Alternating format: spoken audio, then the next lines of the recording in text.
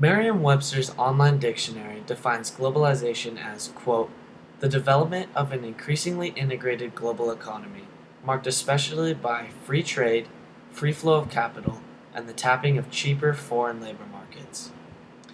To the power-hungry and greedy men of the world, globalization is a great concept that can increase the weight of their wallets. But to others, globalization is a plague that destroys cultures and economies alike. Peter L. Berger once said, quote, the negative side to globalization is that it wipes out entire economic systems, and in doing so, wipes out the accompanying culture. Really? How could anyone ever support something that infringes on such important elements of this world? In theory, globalization is a way to help our world become more interconnected and to spread ideas around to everyone.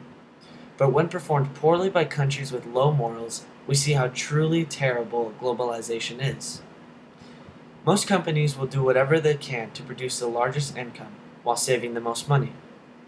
As a result, we see the outsourcing of jobs from first world countries to third world countries.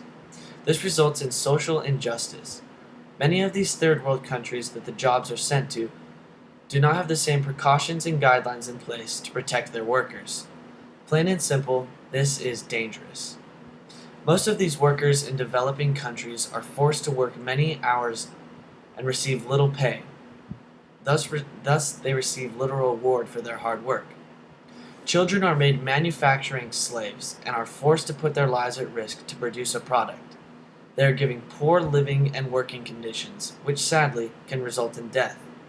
This is not simply a what-if statement. The collapsing of the Rana Plaza in Bangladeshi Dhaka can be used as a prime example of why this is dangerous to workers. A 9-story building collapsed, and as a result, 1,000 plus workers were killed.